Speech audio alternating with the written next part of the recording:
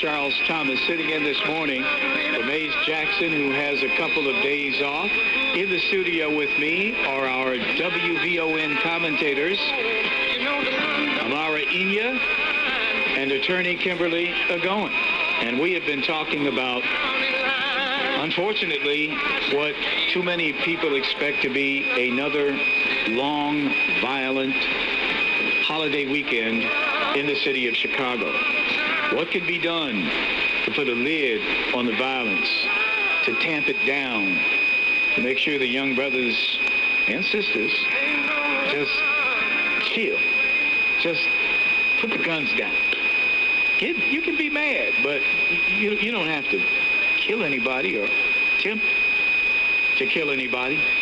And I know our WVON listeners have lined up on the phone lines. They have their own ideas about what might be said at a press conference at 11 o'clock this morning, sort of calm things down in the city. Mike, can they say anything? Is there anything that elected officials and clergy can say? What I want them to say is, first of all, forgive us for being negligent in what we should have been doing all along, and then make a commitment to do their jobs. The bottom line is that this is a grassroots issue. You need to be on the ground in the community doing things. I hear folks reference black folks of the past. This is a different time. In the 60s and 70s, the dailies were hell-bent on containing us, keeping us from not moving into other areas. Now, the effort is to get us out of the city. That area where those young sisters were shot the other day, excuse me, that's a gentrified area. That's going to be an anomaly pretty soon. That's not going to happen. We're not over there anymore. Well, Mike, I heard you. I mean, you believe that first thing that elected officials and clergy should say is, hey, we're sorry, we haven't done our job. We're going to try to do a better job. That was an excellent point. Stacy, you're on WVON, the Talk of Chicago. What should they say this morning? Well, what can they say? Stacy, she was on the line, but I guess she isn't anymore. I guess Lou, is there anything that Good morning. Your black elected officials and clergy can say to... Yes, there is, Charles. What's that?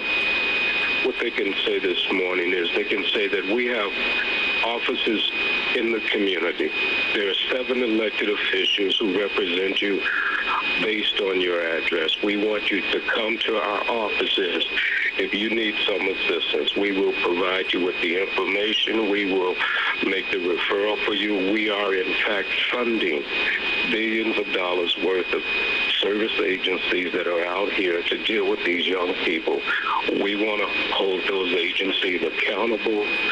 We want to make sure that you receive the support and the services you need for the positive development of your young people. Thank you so much, Lou. I hear you. You came through loud and clear. And Bill, you don't think this problem is rocket science? You think this simple?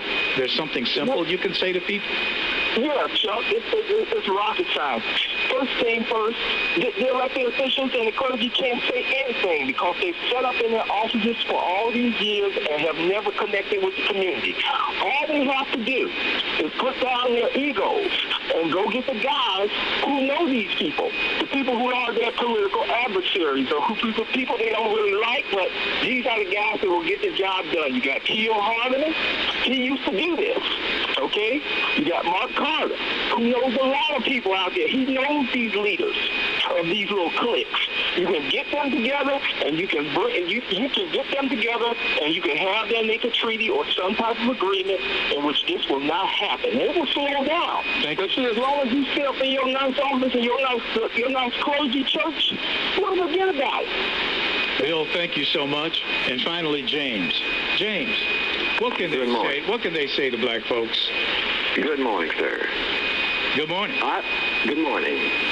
I contend that what children see is what they will be. Black men and women in America simply do not like each other.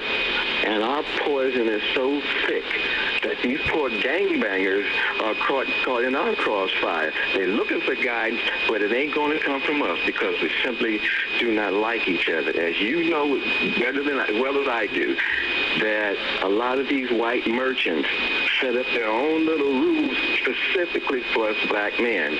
And today they are actually hiring our women to enforce those rules against us, which so many of them do with absolute glee.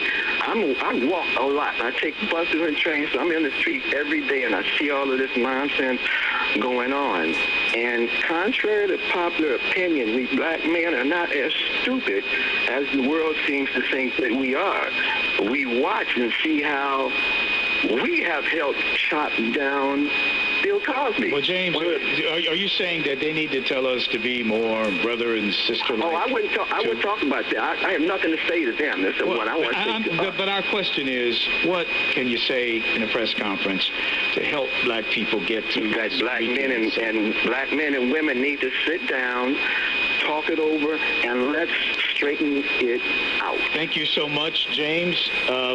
Thank all of our callers this morning to the WVON Morning Show, because this is something we need to talk about. I'm going to close this morning by asking our commentators to do a little freestyling this morning. Amara Inya, Attorney Kimberly Egoin. If you were at that press conference this morning, what would you say? You're the lead speaker. How would you open it? What would you say? You look into that camera or the TV cameras, what would you say?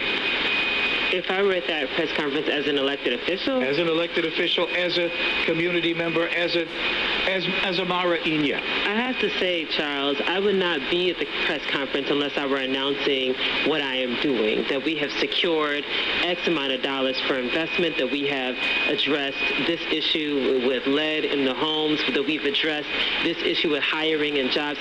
A press conference should not just be what you say. To me, it should be, what am I doing? That's what people want to hear. They want to hear what I'm doing. And if I don't have something to say about what I'm doing to address the problem, then I have no business standing up in that press conference. Okay. As an elected official, I would speak to the people. I would let the people know that I will not take another vote to enrich someone else's community until something comes back to ours.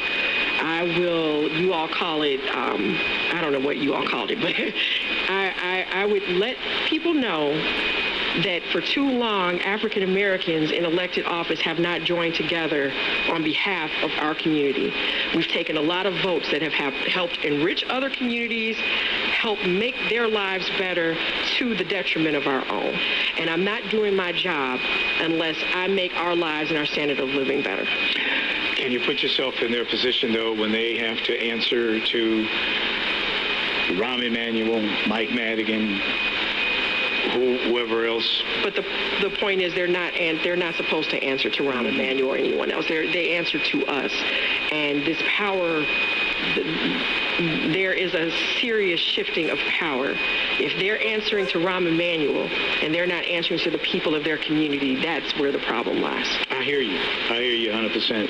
You know, me, again, I go back to, I would try to look in the camera and appeal to black people and try to put what's happening now in larger perspective, in a perspective, a historical perspective in our struggle and what our struggle is, and some of the things that Amara mentioned earlier about how this is part of a system that is